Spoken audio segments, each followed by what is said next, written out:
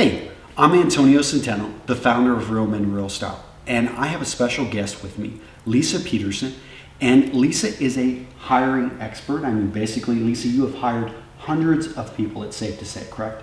Very safe to say, hundreds. So I'm having a conversation with Lisa here in Southern California, and she's explaining to me what she does and how she's hired all of these people. And I'm thinking, wow, I get this question quite a bit because you guys ask me, how should I dress for an interview? And I can answer that question. But why not speak with a hiring manager and ask what they're looking for? And maybe 3 common mistakes and three smaller mistakes which people are making as they're interviewing, and be able to give you this information. Now, really quick, before we get started, I want to ask if you enjoy this video, if you like that I'm getting a little bit off of style, let me know in the comments, because that's the only way I'm going to know if I should make more videos like this. So just leave comments down below. In addition, like the video if you do like it, and subscribe to this YouTube channel. That way these videos come right to you. Okay, so Lisa Peterson, if you can tell me a little bit about yourself and maybe what makes you qualified to talk about hiring people. Certainly. So my name is Lisa Peterson. I'm the older sister of Antonio. I actually have a lot of great experience, 25 years professional experience. So I started off at a small cellular phone company back in the late 80s, back when cell phones first started, and worked my way up to start hiring for that company. Did trade shows, and so lots of different experience there. And so I was in telecommunications for a total of 20 years, working with different organizations and lots and lots of hiring, lots and lots of interviewing. And what have you seen has changed over the last 25 years in interviewing? The biggest piece that has changed is the way that you interview and the style of interview. So in the past, 25 years ago, you would bring your resume and we would sit there and we'd have a complete dialogue just about your resume. In today's world, what we're doing is we're talking more about your experience and then aligning it to your values. So our company has adopted the philosophy of hiring to values.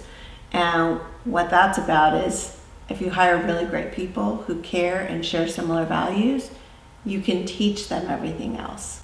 And previously, Lisa worked at Intuit. She's been out to Las Vegas and she's worked with the team at Zappos and has learned from them, correctly? I did, yeah. That was really a great experience. I've also worked for Verizon and AT&T. So I've worked for some really large corporations as well as some smaller ones.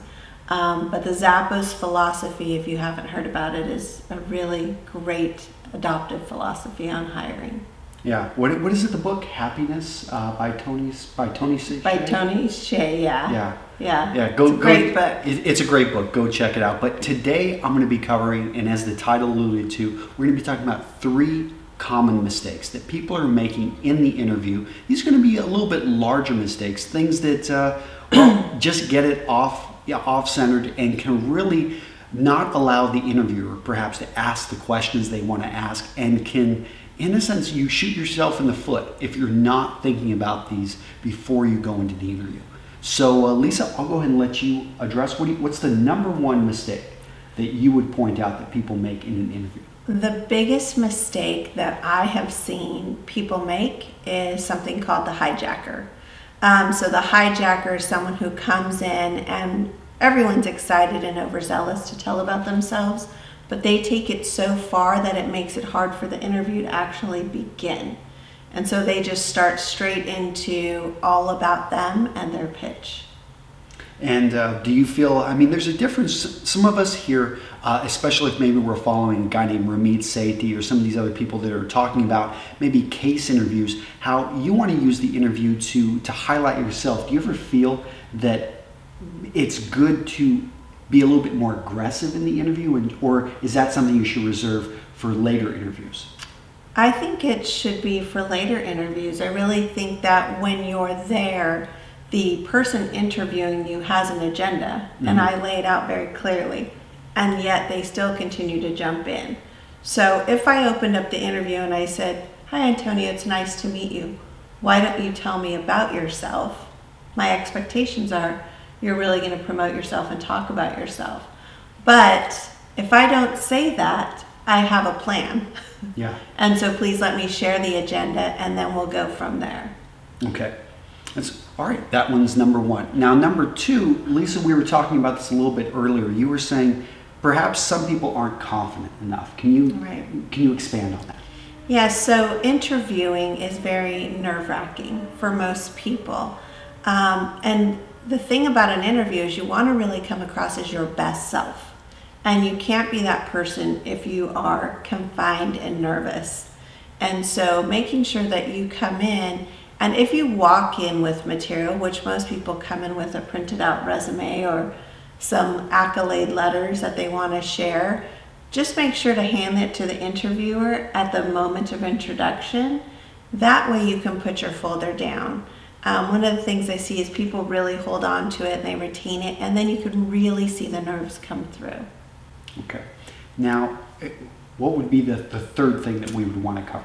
That's just such a great question. I would say that the third thing is to make yourself the most comfortable. So in the environment that we're in, it's completely casual. So everyone there, or mostly everyone, wears jeans and t-shirts. Some wear Dockers.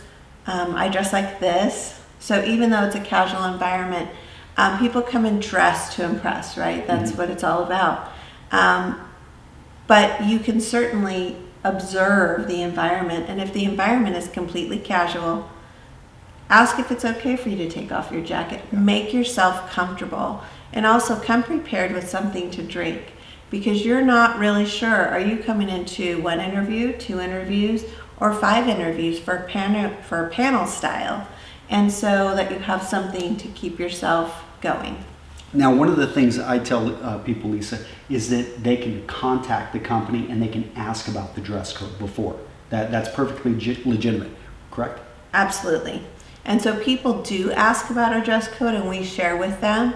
And I still really appreciate the fact that they get dressed up to come in and see me. All right. So you heard it right here that it is okay to be a little bit overdressed. And you can always, I think you had one candidate you were talking about the other day. You even you told him he could take his jacket off. I certainly did. Yeah. So you can always step it a bit down, and I talk about that in the interchangeable and flexible wardrobes that we try to put together. Now, okay, so to summarize, number 1, we talked about don't be a hijacker. Number 2, we talked about don't be overly nervous and have confidence. And the final one that we covered was really just, if you come with some documentation, please just set it down. Also stay hydrated. Try to be the best you that you can be. All right. Well, there you have it. Now, gentlemen, let me know in the comments if you enjoyed this. A little bit off topic. I'm staying here with my sister, Lisa, at her house, so I can interview her again. If you guys have some questions, just leave them down in the comments. I read this stuff, and I want to make sure that while I've got someone here that's a hiring manager, that I can perhaps pull some more info out of her and share it with you guys. Okay? Take care, guys. I will see you in the next video. Bye-bye.